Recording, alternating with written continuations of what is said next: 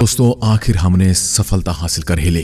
दोस्तों आखिर हमारे चंद्रयान-3 ने वो काम कर दिखाया जिसकी उम्मीद शायद अभी तक पूरी दुनिया को नहीं थी, लेकिन भारत को इस पर जरूर भरोसा था। चंद्रयान-3 चांद के साउथ पोल पर सफलतापूर्वक लैंडिंग कर गया है और इसी के साथ हमारा चंद्रयान-3 मिशन तो पूरा हुआ ही, साथ ही भारत दुनिया का पहला वो देश बन गया है जिसने चांद के साउथ पोल पर सेफ लैंडिंग की है। ये वाकई हम सभी भारतीयों के लिए गर्व की बात है।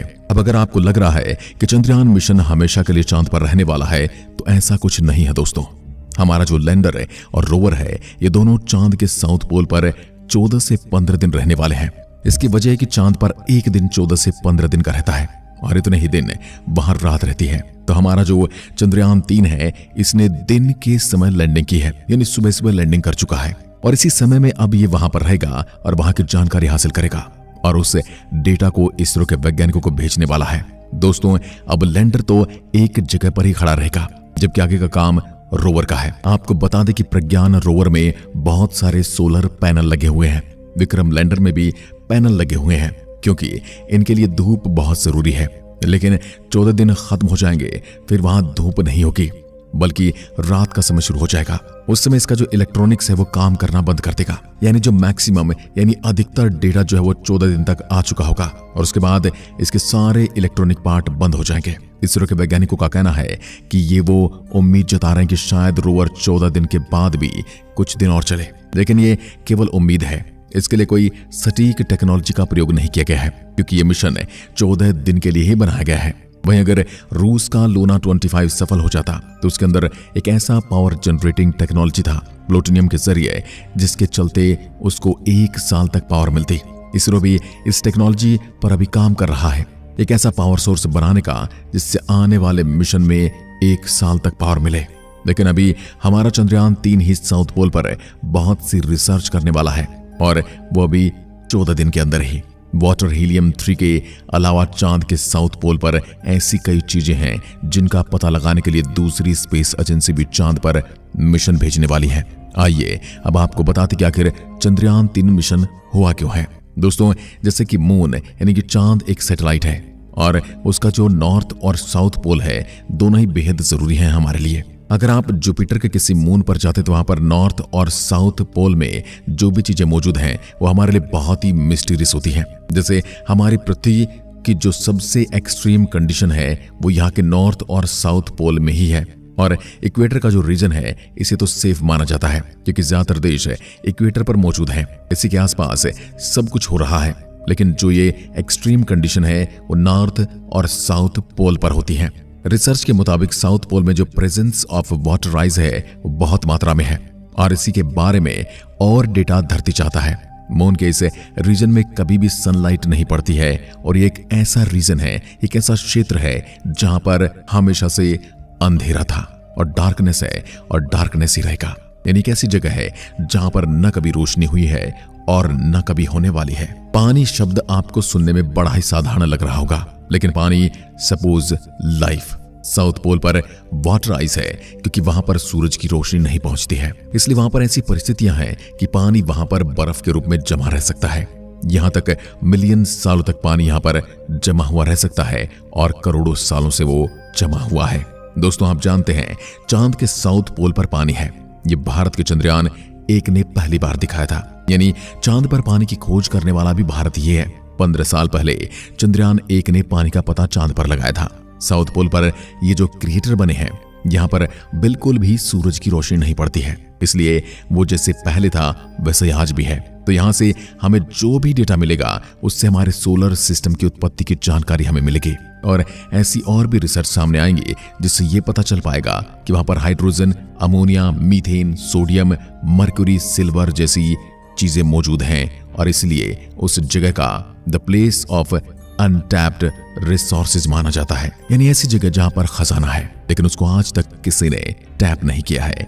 चांद के साउथ पोल का तापमान -150 डिग्री से -200 डिग्री सेल्सियस तक पहुंच जाता है, यानी जितने भी इलेक्ट्रॉनिक इक्विपमेंट होंगे जैसे कि सोलर पैनल, उसकी बॉडी या फिर उसके चक्के, ये सब ऐसे मटेरियल से बिल्ड की गई है कि वो इतने ठंडे तापमान में भी काम करने वाले हैं। जो कि इलेक्ट्रॉनिक चीजें हम यूज करते हैं, इसके अंदर एक सर्किट बोर्ड होता है और माइक्रोस्कोपिक लेवल पर जो सर्किट बोर्ड होता है वो काम कर रहा होता है। पूरे सर्किट बोर्ड के किसी 1 मिलीमीटर के पार्ट में अगर कोई शॉर्ट सर्किट या फिर कुछ भी एरर हो जाता है तो फिर पूरा सर्किट काम करना बंद कर देता है। इलेक्ट्रॉनिक सामान इतना कॉम्प्लेक्स होता है, लेकिन अगर ऐसे हार्श कंडीशन में चलाने के लिए इसे बिल्ड किया जाए तो जरा सोचिए किस तरह की डिटेलिंग का प्रयोग किया जाता होगा कि वो मून के साउथ पोल के -200 डिग्री वाले टेम्परेचर पर काम कर सके।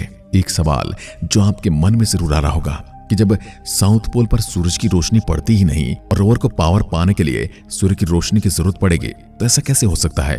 वहां पर तो जब रोशनी जाती नहीं तो वहां पर दिन और रात का मतलब ही क्या है? तो इसका जवाब है दोस्तों कि साउथ पोल के उस इलाके में जहां पर लाइट नहीं पहुंचती वहां पर यह डायरेक्टली नहीं जाएगा, उससे दूर ही तक रोवर जाएगा जहां तक लाइट थोड़ी पहुंच सके। यानी प्रज्ञान रोवर बिल्कुल अंधेरे वाली जगह में नहीं जा रहा है, बल्कि जहां पर उसे थोड़ी सी लाइट मिल सके ये वहीं तक जाएगा। दोस्तों, चांद पर ऐसी कई मिनरल्स हैं जो धरती के लिए रेयर हैं, लेकिन चांद के लिए नहीं। स्केडियम, येट्रियम ये दोनों रेयर इंजन हैं जो कि व्हीकल इंजन में इस्तेमाल होता है। दुनिया में इतनी सारी गाड़ियां हैं, उसमें यूज होगा, इलेक्ट्रिक डिवाइस में इस्तेमाल होगा। और तो और रडार सिस्टम है मिलिट्री के पास, उसमें भी इन रेयर मिनरल्स का प्रयोग किया जाता है। सुपर कंडक्टर में भी इनका प्रयोग किया जाता है। हीलियम 3 जो कि एक रेयर एलिमेंट है, एक ऐसा गैस है जो कि क्लीन और पावरफुल फ्यूल के तौर पर न्यूक्लियर फ्यूजन रिएक्टर में प्रयोग किया जा सकता है। ये धरती पर बहुत कम है दोस्तों, लेकिन चांद पर बहुत ज्यादा पाया जाता है। सबसे जरूरी चीज चांद पर है पानी। उससे जरूरी चीज और हो ही क्या सकती है, क्योंकि जल है तो जीवन है।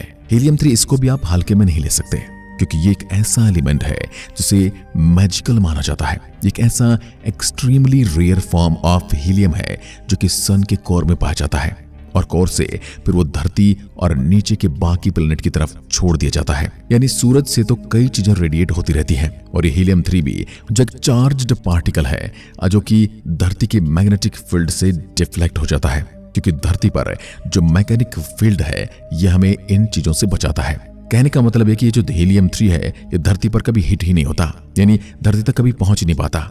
लेकिन चांद जहां पर मैग्नेटिक फील्ड नहीं है, और मैग्नेटिक फील्ड इसलिए नहीं है क्योंकि इसका कोर बहुत छोटा है, और क्योंकि वहां मैग्नेटिक फील्ड नहीं है इसलिए वहां पर हीलियम 3 बहुत एडवांस मात्रा में कलेक्ट हो जाता है।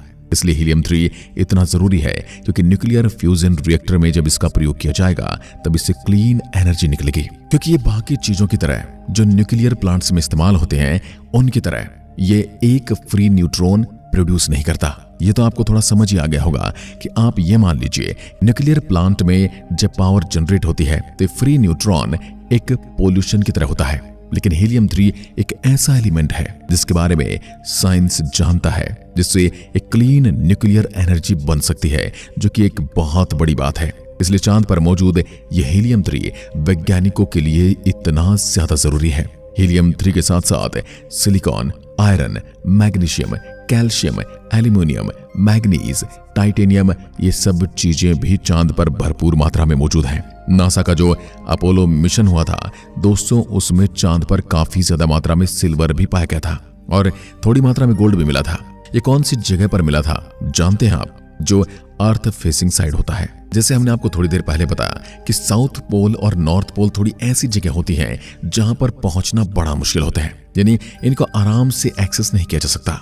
लेकिन जो फेस हमें दिखाई देता है सीधा यहां से वो इक्वेटर के पास वाला एरिया, वहां पर सिल्वर और गोल्ड भी मौजूद है। वो इतनी हार्ड था दोस्तों, ये चांद ने हमें दिखा दिया। अब दोस्तों सबसे बड़ी बात जो सोचने वाली है, अगर रूस अपने लूना 25 में इंसानों को भेजता तब क्या होता? अगर बिना इंसान वाला स्पेसक्राफ्ट भी लैंडिंग करने में फेल हो रहा है, इतना हार्ड है चांद का साउथ पोल, तो फिर इंसान को यहां भेजना कितना ज्यादा रिस्क से भरा होने वाला है। फिलहाल चंद्रयान 3 की सफलतापूर्वक लैंडिंग हो गई है और हमारे मिशन पूरा हो चुका है। बस अब रोवर वहां रहकर रिसर्च करेगा, फिर डेटा पृथ्वी तक भेजेगा। वैसे दोस्तों चंद्रयान 3 के बाद अब भारत इंसानों को भी चांद पर भेजने वाला है, यानी हमारे एस्ट्रोनॉट्स भी चांद पर जाने वाले हैं। हालांकि अभी मिशन भेजने में समय काफी है। एक बार फिर मिलते हैं एक और ऐसी ही दिलचस्प वीडियो के साथ। तब तक के लिए नमस्कार, जय हिंद, जय भारत।